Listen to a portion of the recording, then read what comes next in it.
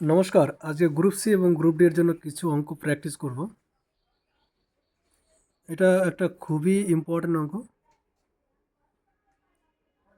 বলেছে কি বাস ও ট্রেন ভাড়া ট্যাক্সি ভাড়া থেকে যথাক্রমে 50% এবং 60% কম। ট্রেন ভাড়া বাস ভাড়ার শতকরা কত? বলেছে 50% কম। সাপোজ আমরা ধরে নিচ্ছি ট্যাক্সি ভাড়ার সাথে তুলনা করা হয়েছে। ট্যাক্সি ভাড়া ধরে নিচ্ছি আমরা 100 টাকা। তাহলে বাস বাস ভাড়া কী হবে? 50% কম হবে। 50% কম মানে কি? অর্ধেক হবে, তাই না? 100-এর মধ্যে 50ই কম হবে, তাহলে বাস ভাড়া হয়ে যাবে 50 টাকা। আর এখানে আমাদের ট্রেন ভাড়ার ক্ষেত্রে কী হবে? ট্রেন ভাড়া বলেছে 40% কম। 40% কম যেহেতু ট্রেন ভাড়াটা, তাহলে আমাদের ট্রেন ভাড়া চলে আসবে 40% কম, 100 টাকা 40 টাকা কম, তাহলে 60 টাকা। এইবার বলো, 50 আর এদিকে আছে 60। বাস ভাড়া শতকরা কত? ট্রেন ভাড়া বাস ভাড়া শতকরা কত? মানে বাস ভাড়া যদি 100 টাকা হতো, তাহলে ট্রেন ভাড়াটা কত হতো আমাদের সেটা বের করতে হবে। বাস ভাড়া আগে ছিল 50 টাকা, এখন হয়েছে 100 টাকা, তার মানে হয়ে গেছে 2 গুণ ডবল। তাহলে আমাদের এখানে ট্রেন ট্রেন ভাড়াকেও ডবল করে দিতে হবে, 2 দিয়ে গুণ করে দিতে হবে। তাহলে 2 দিয়ে গুণ করলে কত হয়? 60কে 2 দিয়ে গুণ করলে 120।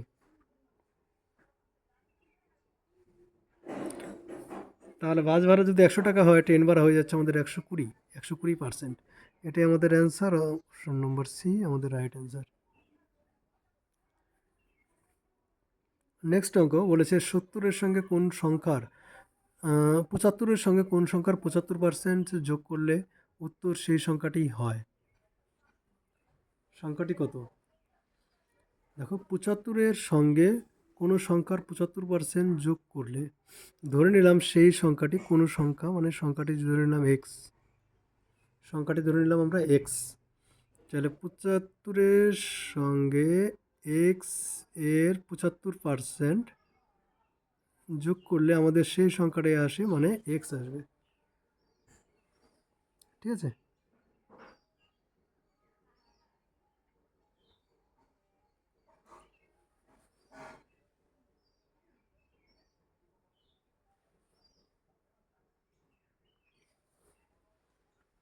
এখান থেকে আমাদের এক্সের মানটা বের করতে হবে। আমাদের এখানে 75, 70 নয়,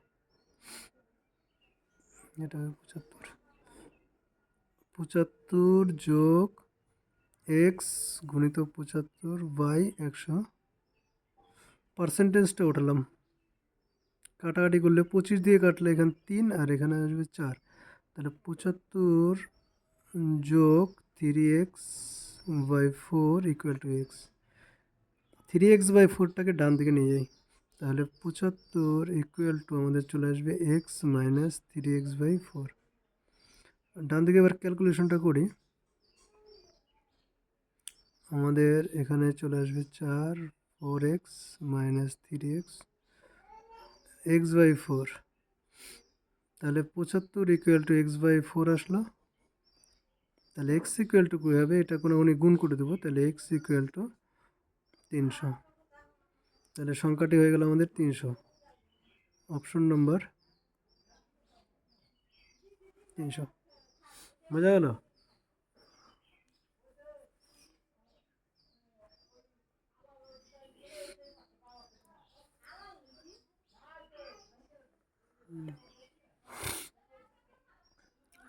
এবার হচ্ছে শর্টকাট কী করে করা যাবে।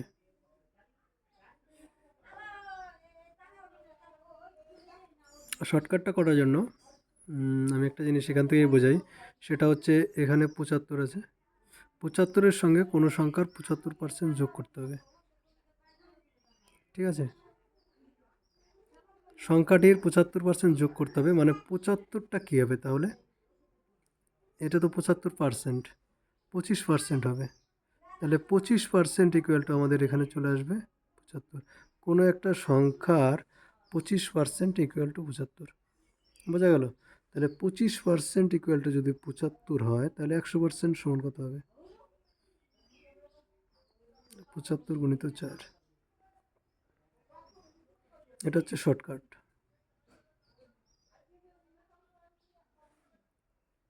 শর্টকাট আর কিছুই নয়, অঙ্ক থেকেই শর্টকাটটা করতে হবে। তোমরা ভাবছো যে শর্টকাট মানে অনেক কিছু নতুন নতুন রুলস মনে রাখবো, সেটা একদম নয়।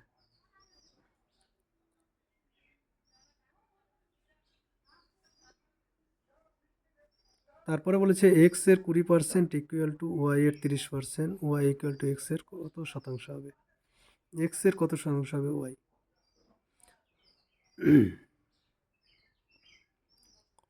তাহলে এক্স এর 20%, এক্স এর মানে গুণ এক্স ইন্টু 20% মানে নিচে 100 equal to Y into, into আছে 30/100 হয়ে যাবে 30%।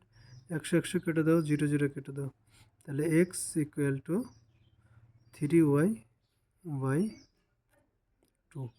এক্স ইকুয়াল টু না, আমাদের এখানে ওয়াই ইকুয়াল টু বের করতে হবে, সরি। তাহলে 2x ইকুয়াল টু আমাদের চলে আসলো 3y, তাহলে Y equal to 2x/3।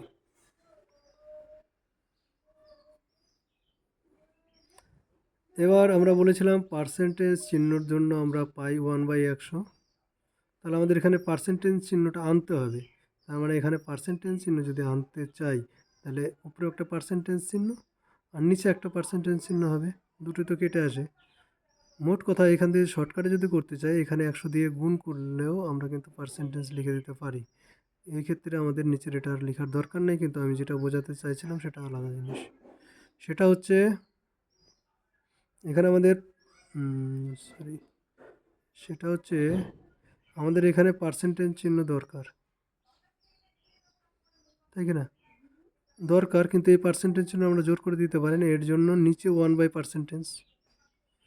Suppose এরকম যে 2x আমাদের দরকার, কিন্তু আছে আমাদের এক্স, কোথাও এক্স আছে, আমাদের 2x দরকার, তাহলে কি করি আমরা?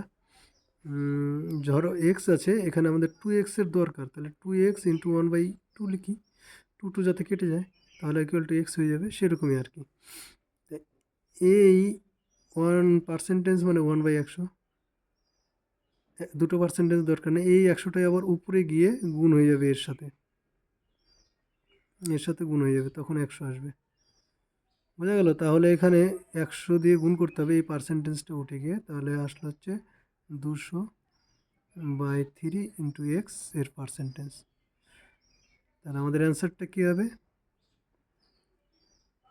200/3। 200/3 আমাদের এখানে আছে, এটা 200/3।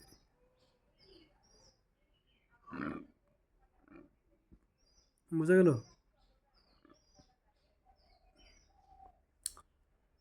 এক কথায় এখানে একটু তোমাদের অন্যরকম মনে হতে পারে, এই জায়গাটা থেকে আমি আরেকবার বলছি, যেটা হচ্ছে এখানে আমাদের এই লাইনটা আবার লিখছি, হ্যাঁ, এখানে ছিল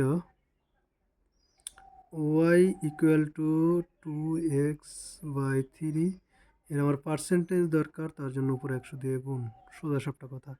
তাহলে এখানে 200/3x পার্সেন্টেজ, শতাংশ, এই শতাংশ আছে, শতাংশ চিহ্ন, শতাংশ মানে পার্সেন্টেজ। তোমরা যদি বেসিক ক্লাসগুলো না দেখে থাকো অবশ্যই বেসিক ক্লাসগুলো আমার প্লেলিস্টে পরপর দেওয়া রয়েছে, সেগুলো দেখে নেবে। এখানে বলেছে এক্স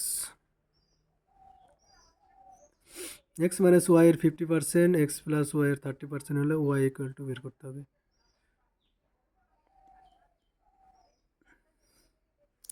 তাহলে এক্স মাইনাস ওয়াই এর 50% মানে পার্সেন্টেজ চিহ্ন ওঠাতে গেলে নিচে 100, আর এখানে আমাদের আসছে হচ্ছে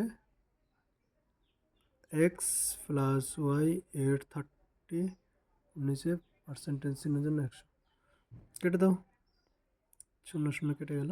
তাহলে আমাদের এখানে আসলো শুধুমাত্র 5, তাহলে 5x মাইনাস 5y, 3 দিয়ে গুণ করে দাও, 3x প্লাস 3y, ওয়াইওয়ালাগুলোকে বাম দিকে নিয়ে আসো, তাহলে -5y minus 3y equal to 3x minus 2x।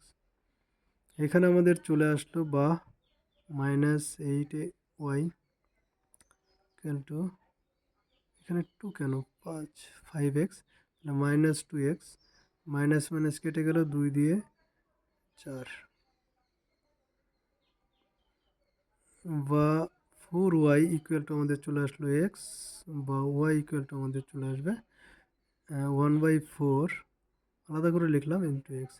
এবার 1/4 যেখানে আসবে 1/4 দ্যাট ইজ 25% হয়।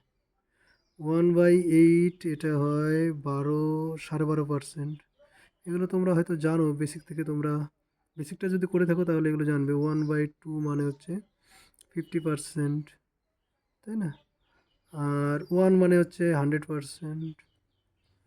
আরও আছে যেটা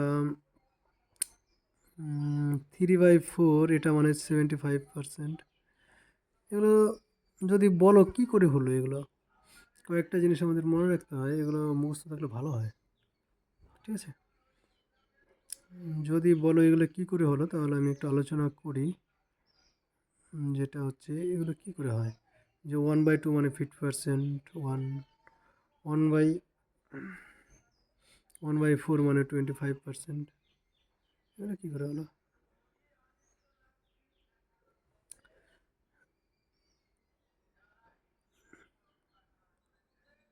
এখান থেকে দেখো 100 এটা আছে না, এটা ইকুয়াল টু 1 হবে, কী করে হবে?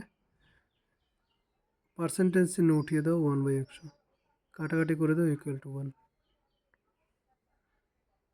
50%, এটাকে যদি করো 50 ইন্টু পার্সেন্টেজ চিহ্ন মানে 1/100, কাটাকাটি করে দাও 2, 1/2। 75% আছে, এটাকে করো 75 ইন্টু 1/100, 25 দিয়ে কাটলে 3 আর 4। কোনো কিছু মন করানো হয়, আন্দাজে নয়। এটা আছে 12.5%, 12.5কে এখানে যদি নিয়ে আসি আমি, হ্যাঁ 12.5কে, তাহলে 12.5 ইন্টু পার্সেন্টেজ মানে 1/100, কাটাকাটি করো, নিচে 10 আসবে। 125 আছে, 25 দিয়ে কাটি 4, 25 দিয়ে কাটলে 5,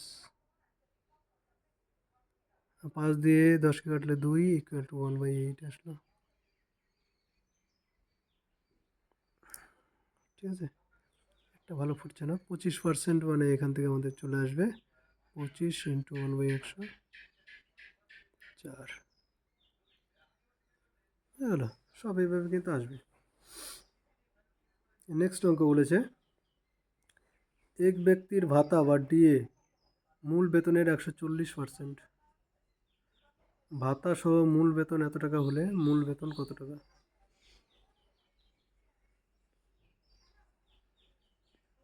ভাতা, এবার বেতনটা কীরকম বলো তো?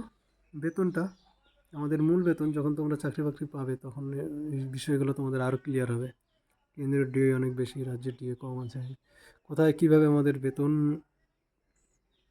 কারচুপি হচ্ছে, কোন জায়গাটার জন্য আমরা বেতন কম বেশি পাই, একই স্কেল থাকলেও ডিএ আলাদা থাকলে বেতন আমাদের ডিফারেন্স হয়, সেটা আগে বেতনের স্ট্রাকচারটা বুঝতে হবে। হ্যাঁ, বেতনটা কীভাবে হয়?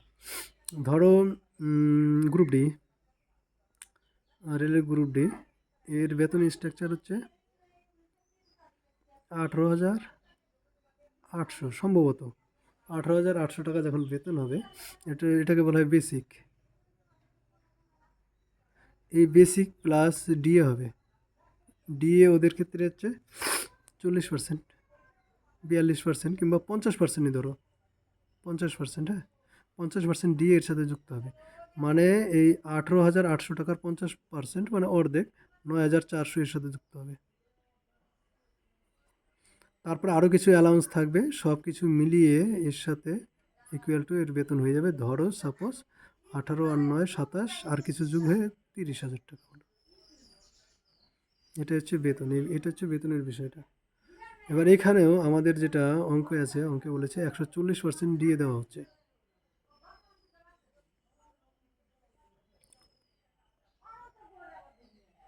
এটা একটু কভার করি।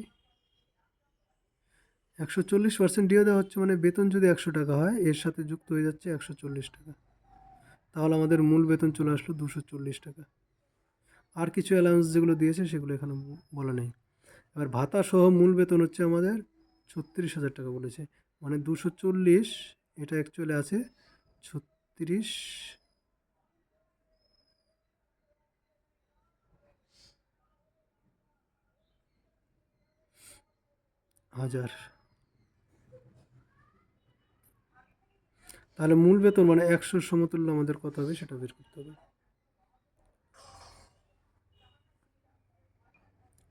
ঠিক আছে,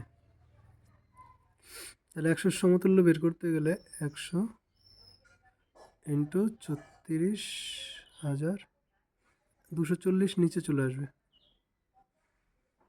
একটা শূন্য কাটো, 12 দিয়ে কাটবো, 12 দুগুণে 24, 3 12 36, 3,000, 2 দিয়ে এটাকে কাটি, আমাদের চলে আসলো 5। তা এবার গুণ করো 5 এবং এখানে আছে 3,000, 3 5 15,000, 15,000 আমাদের অ্যান্সার হলো। এই অঙ্কটার যদি শর্টকাট দেখতে চাও, শর্টকাট কীরকম বলো তো? আমি কোথা থেকে শর্টকাটটা টানবো? এখান থেকে টানবো। এখানে আছে 100, এখানে আছে মোটামুটি মোটামুটি 250 ধরো, 40 নয়। তাহলে এখানে আমার 100-র আড়াই গুণ, তাই না? 100-র আড়াই গুণ যখন করবো তখন আমরা 36,000-এর সঙ্গে সমান হবে। তাহলে কত টাকা হবে 100-র সমতুল্য? মনে মনে যদি আইডিয়া করো যে অর্ধেকের থেকে একটু কম হবে।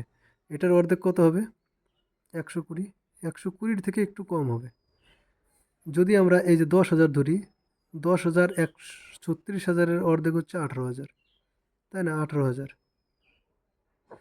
18,000 থেকে একটু কম কি না? 12,000, 12 দুগুণে 24 আর 30 হয়, 16, 16 দুগুণে 32 আর 8-এ 40 হয়ে যায়, আড়াই গুণ। মোটামুটি 15,000 যদি ধরি তাহলে এটা হবে। ঠিক আছে,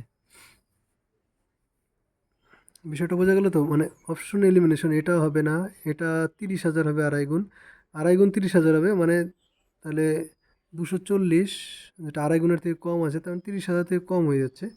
10 ধরলে এর আড়াই গুণ 24,000 হবে, 16 ধরলে এর আড়াই গুণ হচ্ছে 16 দুগুণে 32 আর 8, মানে একটু 38,000 মতো হয়, 32 আর 8 40 হয়, 40 38,000 মতো হবে। এরকম মনে মনে আইডিয়া করে মোটামুটি 15,000 আমরা করে দিতে পারবো। নেক্সট অঙ্ক বলেছে ট্রেন ভাড়া বাস ভাড়ার থেকে 60% বেশি হলে বাস ভাড়া ট্রেন ভাড়ার থেকে শতকরা কত কম? ট্রেন ভাড়া বাস ভাড়া থেকে 60% বেশি, মানে ট্রেন ভাড়া যদি আমরা এখানে ট্রেন ভাড়া ধরে নেই, ট্রেন ভাড়া যদি 100 টাকা হয়, এখানে বাস ভাড়া 60% বেশি, মানে 100 প্লাস 60 ইকুয়াল টু 160 টাকা। 160 টাকা হচ্ছে বাস ভাড়া, আর সেখানে ট্রেন ভাড়া হচ্ছে 100 টাকা।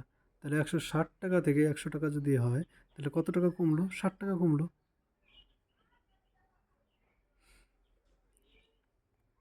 এটা থেকে ট্রেন ভাড়া কত টাকা কম? 60 টাকা কম।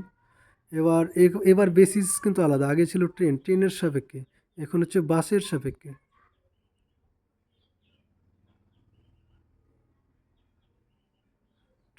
আমি উল্টো বলে দিয়েছি, সরি, উল্টো বলে দিয়েছি। এখানে বলেছে বাস ভাড়ার থেকে এত পার্সেন্ট বেশি ট্রেন ভাড়া, তার মানে এটা বাস হবে, এটা ট্রেন হবে। হুম, এবার এখানেও তাহলে উল্টে যাবে। এবার বলেছে ট্রেন ভাড়া বাস ভাড়া থেকে কত, ও বাস ভাড়া ট্রেন ভাড়া থেকে কত কম। তাহলে ট্রেন ভাড়া থেকে, ও ঠিকই তো ছিল, 60 টাকা কম হলো। তাহলে আগে বেসিস ছিল আমাদের, মূল জিনিসটা ছিল হচ্ছে বাস ভাড়া, বাস ভাড়ার সাপেক্ষে ট্রেন ভাড়া বের করেছিলাম। এবার ট্রেন ভাড়ার সাপেক্ষে আমাদের বাস ভাড়াটা বের করতে হবে। তাহলে 160 টাকায় কম হচ্ছে 60 টাকা, তাহলে 100 টাকায় কম কত হবে? তাহলে 60 ইন্টু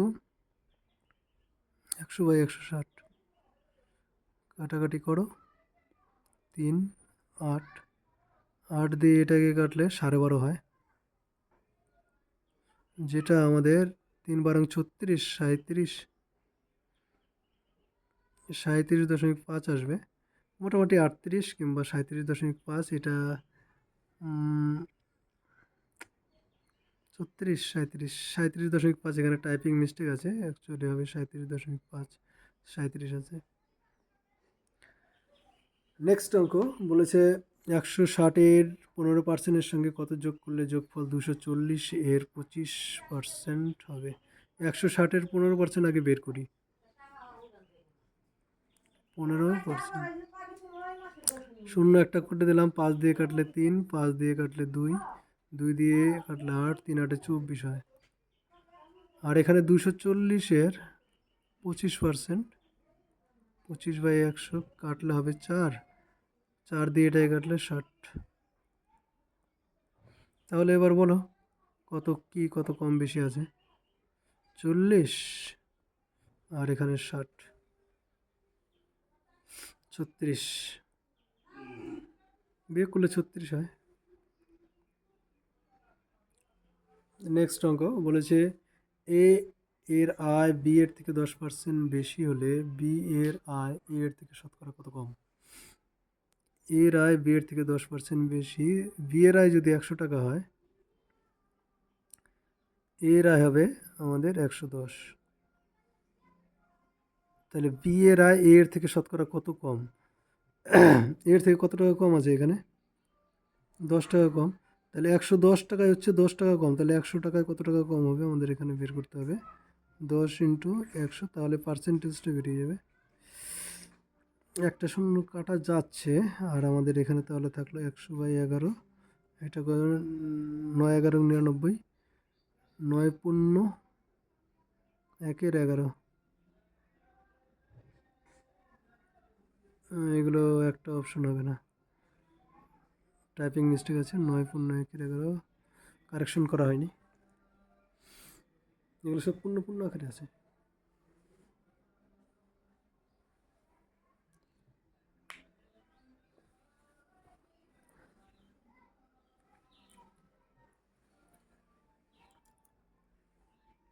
বলেছে কোনো দ্রব্যের দাম 10% বাড়লো, খরচ অপরিবর্তিত রাখতে হলে দ্রব্যের ব্যবহার শতকরা কত কমাতে হবে। কোনো দ্রব্যের দাম 10% বাড়লো, আগে ধরে নিলাম যে 100 টাকা ছিল আর 100 কেজি ইউজ করতাম, ঠিক আছে। এবার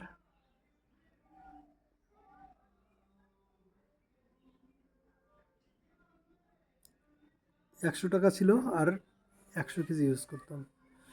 এবার আমাদের এটা বেড়ে হয়ে গেল 110,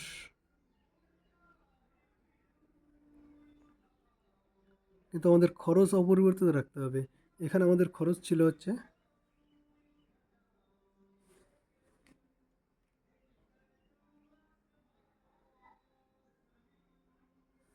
এখানে আমাদের খরচ ছিল 10,000।